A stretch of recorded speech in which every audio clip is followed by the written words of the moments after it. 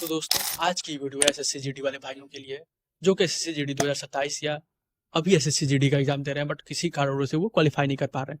तो आज की इस वीडियो में आपको गाइड करूंगा किस तरह आप एसएससी जीडी का एग्जाम आसानी से क्वालिफाई कर सकते हैं, क्योंकि मैंने एसएससी जीडी 2023 और 2024 और 2026 का भी मैंने एग्जाम दिया है और उसका रिजल्ट जल्दी आने वाला है, तो उसका भी रिजल्ट मैं आपके सामने जरूर रखूंगा और ऊपर मेरा आप स्कोर कार्ड देख सकते हैं। तो अब हम सीधे अपने मुद्दे पे आते हैं कि अगर एसएससी जीडी का एग्जाम क्वालिफाई करना है तो किस किन बातों पे हमें ध्यान देना होगा और क्या स्ट्रेटेजी रहनी चाहिए कि हम एसएससी जीडी का एग्जाम आसानी से क्वालिफाई कर पाएं और पहली बार में क्वालिफाई कर पाएं। तो मैं ज़्यादा बात को इधर उधर नहीं घुमाऊंगा, सीधे अपने टॉपिक पे आता हूँ। हमारे एसएससी जीडी में 4 सब्जेक्ट होते हैं, मैथ्स होता है, हिंदी होता है, रीजनिंग होता है और जीके जीएस होता है। ये 4 पार्ट्स आते हैं और आप इसके 80 क्वेश्चन आते हैं। इसके लिए टाइमिंग होती है लगभग 60 मिनट, जो कि अगर आप प्रैक्टिस करते हैं तो आप आराम से डुएबल है, ये कर सकते हैं आप। बात करेंगे सेक्शन वाइज, तो मैथ्स एक ऐसा सब्जेक्ट है जिसमें आप चाहें तो फुल स्कोर भी कर सकते हैं। उसके लिए आपकी क्या स्ट्रेटजी रहनी चाहिए?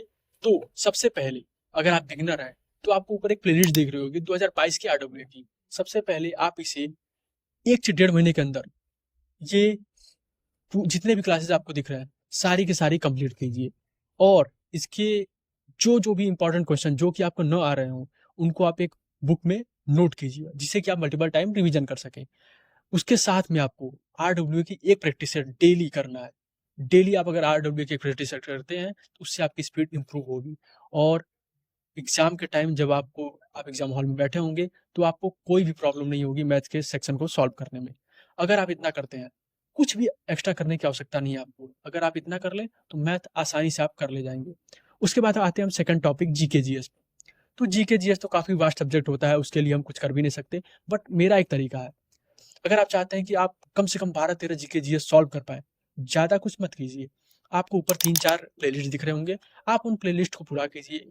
उनमें से जो क्वेश्चन आपको नहीं आ रहे हैं वो एक मोटी सी रफ टाइप नोट्स लीजिए और उसमें जितने क्वेश्चन आपको लग रहा है मिक्स में, ऐसा नहीं करना है कि जियोग्राफी का अलग क्वेश्चन रख रहे हैं, हिस्ट्री का अलग क्वेश्चन है, आप मिक्स क्वेश्चन उसमें नोट कर लीजिए।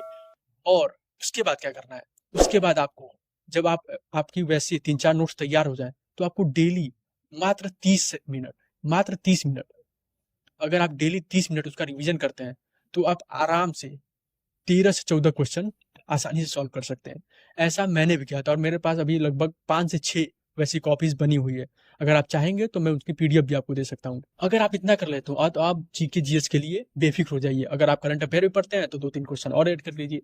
अब आते हैं हम अगले सेक्शन रीजनिंग में, जो कि सबसे ईजी है। सबसे ईजी है रीजनिंग में, तो आपको 20 में 20 स्कोर करना चाहिए। अगर आप चाहते हैं कि मेरा सिलेक्शन हो तो आपको 20 में 20 क्वेश्चन अटेम्प्ट करने ही होंगे और क्या सही भी करने होंगे।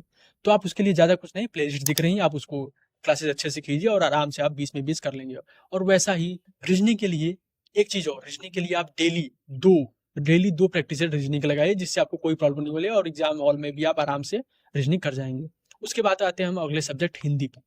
हिंदी में आपको ज्यादा कुछ नहीं करना। हिंदी में बेसिक से क्वेश्चन आते हैं। अगर आप यूपीटी के लिए पढ़ रहे हैं तो आपको कोई चिंता नहीं। अगर आपने कभी हिंदी नहीं पढ़ा है तो मैं आपको ऊपर एक प्लेलिस्ट दे देता हूँ, आप जो ऊपर दिख रही प्लेलिस्ट उसको आप कर लीजिए। आराम से हिंदी के 19-20 क्वेश्चन आप कर ले जाएंगे। इतना आप करके और एक काम कीजिए, आप डेली जब आप इतना सिलेबस 2-3 महीने में कंप्लीट कर पाते हैं, क्योंकि आपका जो एसएससी जीडी 2027 है वो तो अभी टाइम उसके आने में, तो आप ये कंप्लीट कीजिए 2-3 महीने में।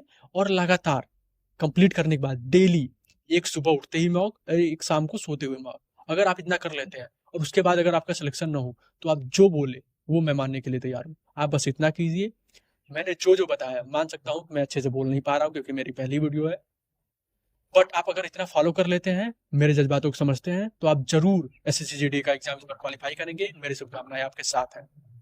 और अगर आपको कोई भी डाउट हो, अगर आप मुझसे पूछना चाहते हैं तो मुझसे आप बेझिझक पूछ सकते हैं, कमेंट करिए और चैनल को फॉलो कर लीजिए, सब्सक्राइब कर लीजिए, क्योंकि अगर आप चैनल को सब्सक्राइब कर लेते हैं तो मैं आपसे जुड़ा रहूंगा और जो भी आपको प्रॉब्लम होगी आगे फ्यूचर में एसएससी जीडी एग्जाम्स को लेकर, तो उसके बारे में हम अगले वीडियो में बात करेंगे।